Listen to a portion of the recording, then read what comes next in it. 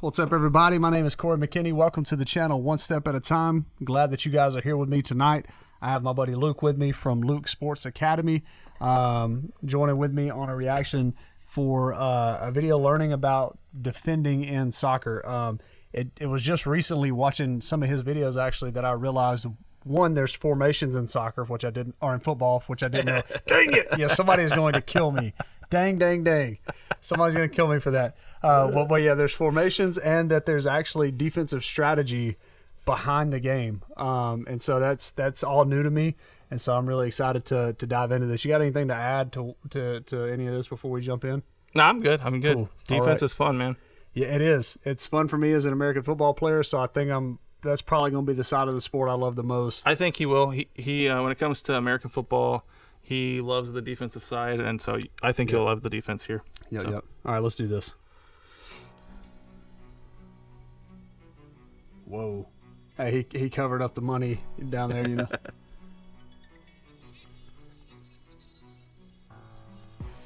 Ooh. Okay. So what's the yellow card there? If he just slid that, he just got yellow carded for this slide or for this tackle here.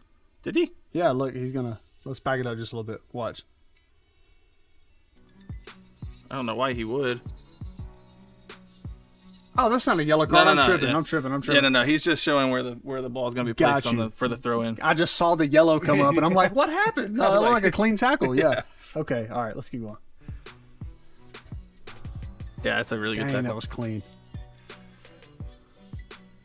Yo. Now, goalkeeper could move a little quicker on that one. It looked like he gave up. Yeah, he was like, oh man, I mean, he was far away, so he's probably just saying, I can't save this one. Yeah. And this defender's like, nope, effort is 100%. Yeah, he looked like he didn't save his body at all on that shot. He kicked that thing to the moon. Dang. Is that Mbappe? Yes. Whoa. Yeah, that is a pinpoint tackle. This is EPL, yeah? I think this is La Liga. Oh, it is. Dang, that was clean. Messi. Oh.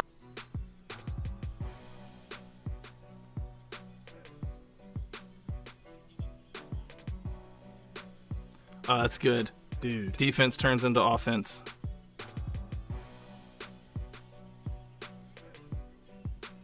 Del Piero's a great Italian player. You just said the phrase defense turns into offense. Okay. Mm-hmm. I believe that so much that it's not even funny. And my philosophy of sports in general is that defense is what actually wins games. Yeah. Would you say that's the same for football here? That's hard to say. I don't know. It's hard to separate. Now, here's something I've learned about football from the last 9 months. It's hard to separate defense from offense. Because the game is so fluid, you're going to do both. Like, you might do both within the span of 30 seconds. Like, you could win possession, lose possession, win it back. It's so much back and forth between defense and offense. I would say probably even more than basketball. Yeah. I would say that the reason why that is true is it depends on what, philosophy a team is playing with, but a lot of teams who play this is something you might want to learn about, which I originally called it gen pressing on my channel. Thank you for saving me, because if it's not gen, what is it? It's called gegen pressing. Gegen pressing. I would have butchered it. So gegen pressing is this idea where teams will press really high up. So what they're trying to get you to turn the ball over before you can get the ball out. Ooh. So they're trying to get you to turn the ball over close to the goal. Okay. And for those teams, they're gonna turn the ball over quickly, and their counterattack is immediate. Ooh. Because they're turning the ball over in a really dangerous area. Okay. So I would say it depends on how the team is playing. Probably for teams like Manchester City, they're gonna win with offense rather than winning with defense. But with teams who have a really furious counterattack game, they're probably gonna take defense and turn it into offense and win off of counterattack. Okay. I think a guy who did that was Jose Mourinho. Okay. And he likes to play a counterattack style game. But I don't know. I could actually be I could be just fumbling around with that opinion there. So somebody is sure to correct us up here in these comments. Yeah. But no, that's it. I love hearing your philosophy of the sport because it really helps me kind of distinguish what's going on. I think you're right though. The fluidity of the game is kind of hard to pinpoint when exactly defense turns to offense and vice versa. You've got to be able to do both, and you've got to be able to do both well. Mm-hmm. Like, because every offensive player is a defensive player, and every defensive player is an offensive player. That's a good point. So I think where it makes the most sense is like you've got actual positions that are defensive positions. So like your center backs and your back line, right, they're going to have more defensive responsibility than they're going to have involved in the offense. But everyone is involved in both phases of the game. It would just be hard to know, because I think sometimes, like if you've got a world-class striker, you're not going to be. He's probably not going to be playing a whole lot of defense. He's probably going to be trying to find areas. You think Holland would be a good example of that? Yeah. Okay. He's not going to play a whole lot of great defense. He's going. I mean, he'll play within the game, but but he's more so looking for opportunities. To get open so he can score, because he's got one of the best abilities to finish. Right.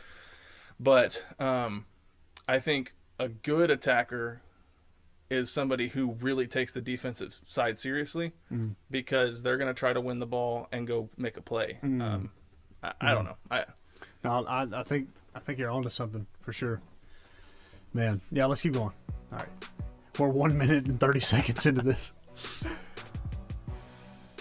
Oh, we get some goalie action. Whoa! Oh yeah, dude, that is a great tackle. The tackles from behind seem to be dang. That's Virgil van Dijk. That dude is a beast. Plays for Liverpool. What is? Hold on. Okay, that didn't hit his face. Yeah, it looked like. I thought it was like that one comedy video they did where they're holding the guy up or whatever. Scott Starling.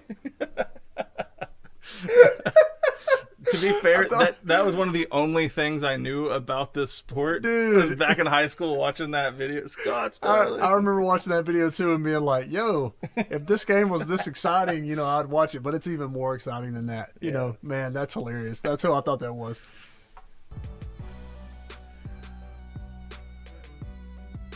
Dude. Yep. Oh, yeah.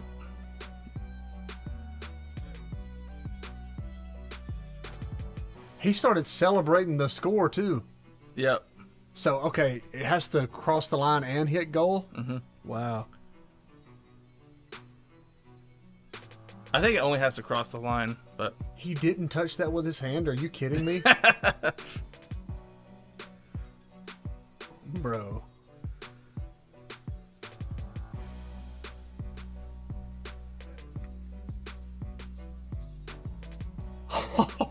Yeah.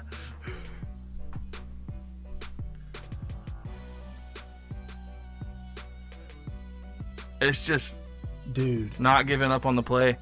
Yeah, literally all the way to the end. That is sick.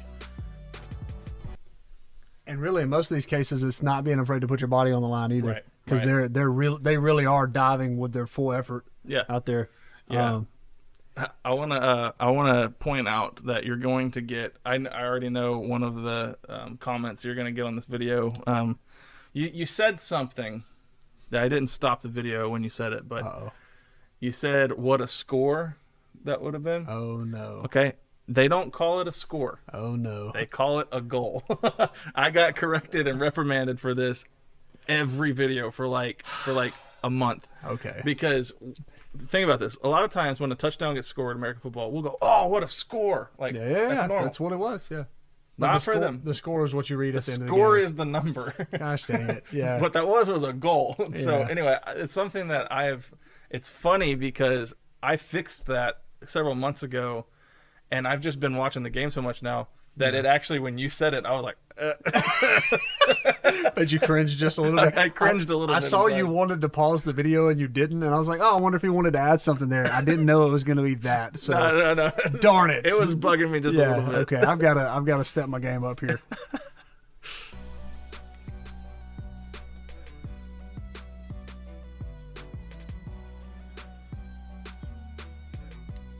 Dude.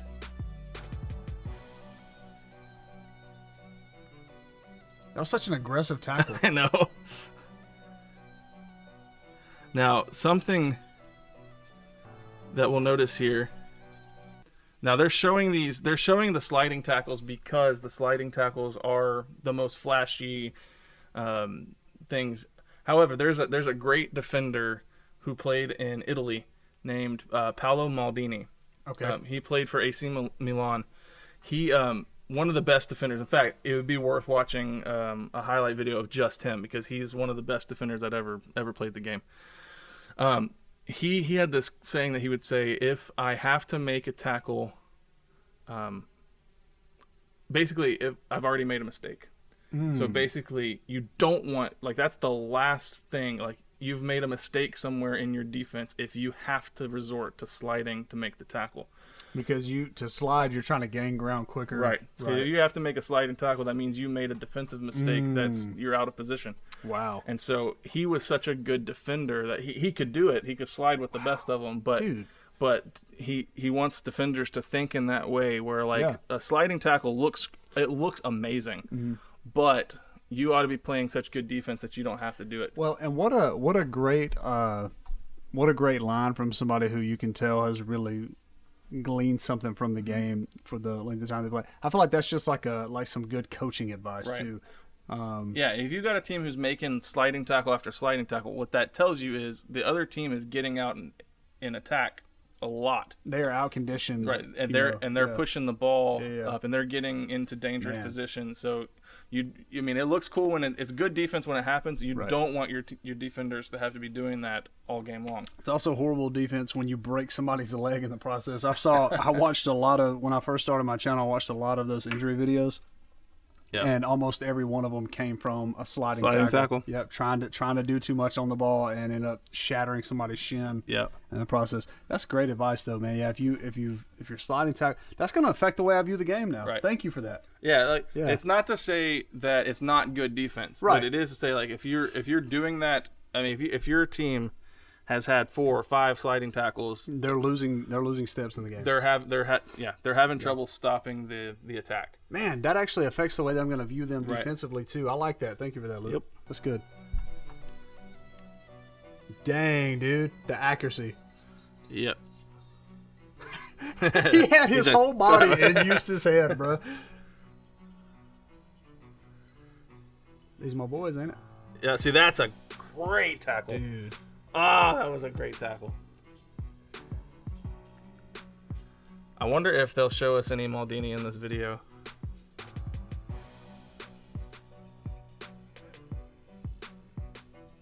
Great tackle.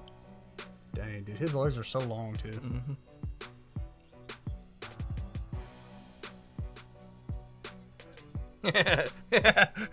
He got that out of there? Yeah, he did. Dude. It's like, yeah, he did. Well, he just had that right over the goal here. Was that his head that hit the net afterwards? I think it was. Yeah, he just bumped it over. Dang, dude. I thought those guys were shirtless for a second. Oh, here we go. Oh. This is the never give up on the play. Dude, he was charging out of the midfield. Look how fast he's running. Yep, and how impressive, bro. Oh, yeah, and he tracked where the ball was going to go.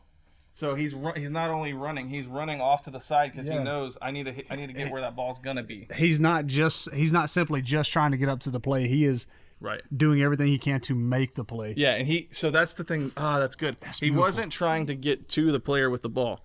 He was trying to get in position to catch him where the ball is going to be. And he's thinking, and it says the ball's going to be there. I'm going there.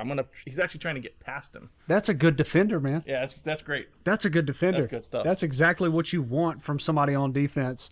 I even think about it in the American football like your defensive back is not playing the receiver, he's playing the ball in the air. Yep. Yeah, exactly. And so that's exactly it, bro. Right. What a great I'm glad you stopped that. That's good. Yep. Dang. Good stuff. Dude, he kicked that thing to freaking Mars. He said, all right, bicycle kick.